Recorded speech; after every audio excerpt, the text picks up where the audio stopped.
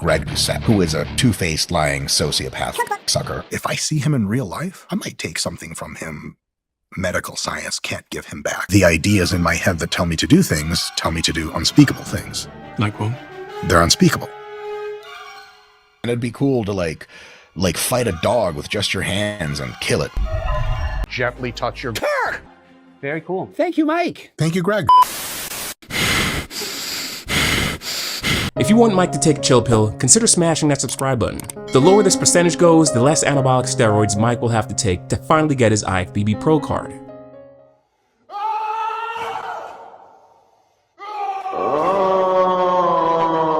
There's always been historical rivalries throughout history, but none like the beef between Greg Doucette and Dr. Mike Israetel. And I made sure to include the doctor part because this dude's a little unhinged. Fantasize about meeting that person in real life and then eat their organs. For the past year and a half, two of the biggest fitness content creators here on YouTube have been going back and forth, essentially talking shit about each other's fitness protocols and how they're dieting wrong and the exercises that they're doing are complete garbage. And the person doing most of the talking is Greg Doucette. In one of his earlier videos of talking, Greg criticized Mike about his reps in reserve protocol. Essentially, reps in reserve means how hard you should be going in each set. Instead of talking about fitness in a scientific way like Mike, Greg pretty much says stop being a bitch, train harder than last time. Mine seems to be based on proxy indicators for hypertrophy, the pump, perception of tension in the muscle, the amount of fatigue and soreness and performance. One of those might be more precise than the other, and one of those might auto-regulate better to an individual over time than the other. See, the average person, when you said what you just said, doesn't understand that. Well, you see, Mike didn't like this. He felt like Greg was talking mad and I will say, Greg does in fact talk mad. Are you ready? It's going to be brief. 1 second top. It's kind of like a solar eclipse. You shouldn't do it. Not even a quarter second. So you've been warned. You've been warned.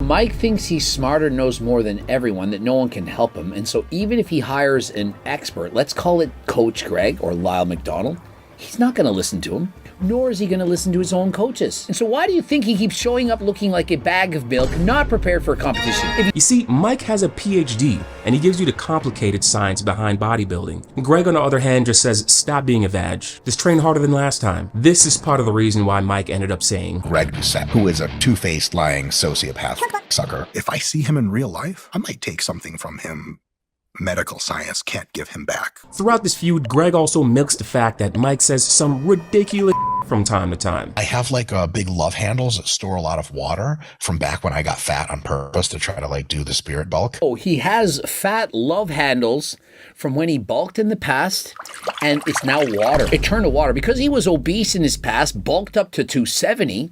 Remember, he's a 5'6" man like Coach Greg, bulked up to 270. Why would he do that? But now it's left him with permanent water. Take your 30 rep max and you do a set of 12 with it, roughly your 30 rep max. Wait a few minutes. You take your 20 rep max and do roughly a set of 8 with it. And then you take your 10 rep max on that exercise, on that first exercise, and you do roughly 4 reps with it. Part of what makes Mike's content so entertaining is the fact that he's edgy. He has over-the-top humor. And part of his humor is making gay jokes. Now, let me get this straight. This isn't jokes against gay people or the gay community, okay?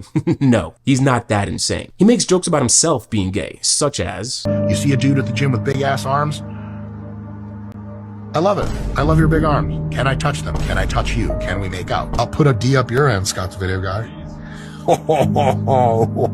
And I get it. I get this kind of humor. Back in high school, me and my friends used to make jokes like this all the time. We'd sarcastically call each other daddy and other borderline gay terms, just because it was edgy. It was weird times. And who can forget the nut flicks that used to happen in the locker room?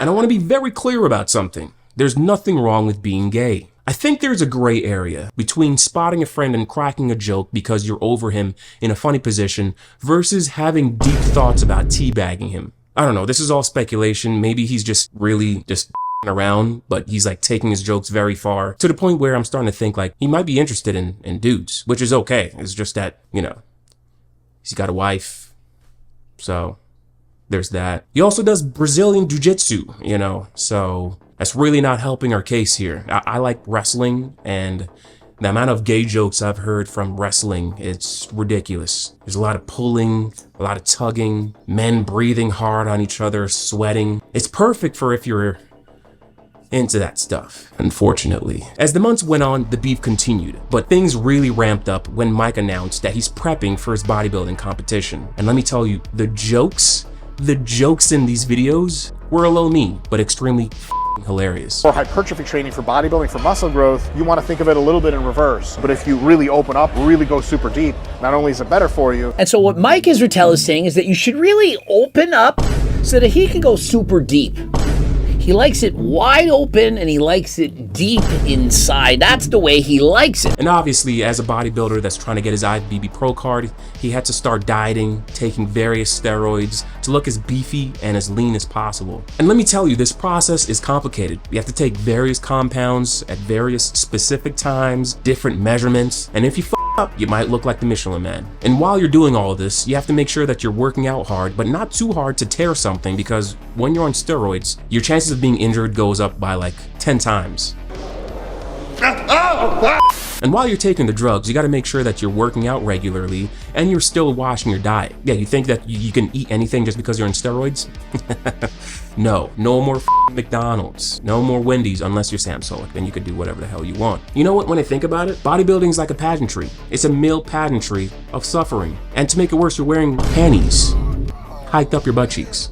And what is all this for? You get to go up on stage, glistened up, and you get a bunch of Mike Israetels judging you, just salivating. Can I touch them? Can I touch you? Can we make out? Despite all the jokes Greg was throwing at Mike, he did have a solid question. Why would Mike want to pursue this right now? Mike has seemingly got it all. He's got a successful YouTube channel, he's got a nice online business, he's rich. On top of that, he's in his 40s. Why would he risk his health at this point of his life for an IFBB Pro card? The dude's already past his prime. Greg believes it boils down to money, but I think it's a little bit more intangible than that. Getting his IFBB Pro card right now would bring him a little bit more notoriety in the fitness community, but with a subscriber account of 3.3 million, I think that would probably give him a little bump in his subs and maybe take on a little bit more clients, but I think he's looking to fill a void within, so that he can go super deep. I think Mike probably believes that this Pro card is like a missing puzzle piece in his trophy case of life. I know it sounds kind of corny, but hear me out. You're really smart, so you have your PhD. You have a crazy successful YouTube channel, one of the biggest fitness channels online. You have an online fitness business. You train famous bodybuilders that are IFBB pros. But wait,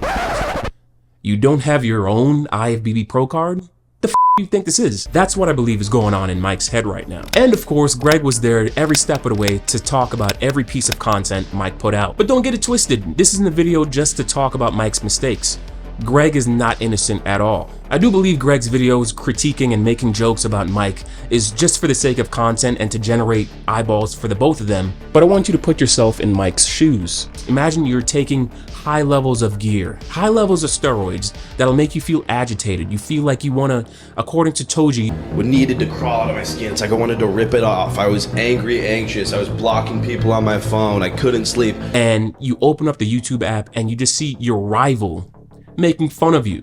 Your manlit rival making fun of you over and over and over again. Oh, and you didn't think that I wasn't going to talk about the supplements that he promotes, right? No matter what the video topic is, Greg is always promoting his supplements, especially his Ecti Builder and his Turk Builder. There's some sort of magical compound. It's called a Ajuga turkistanica or something, some shit like that. I'm not going to try pronouncing that shit again because every time I do, it feels like something's about to explode. According to him, this magical compound is like in the gray area of steroid use. And who can forget his fucking cookbook? Now, I'm not gonna lie to y'all, I'm a huge fan of both of these guys, but Greg in particular is a phenomenal fucking marketer.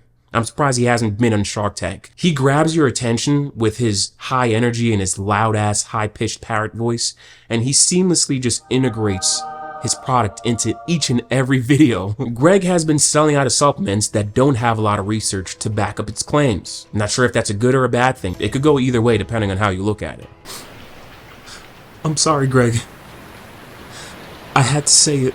I am sorry, my mentor. I have failed you.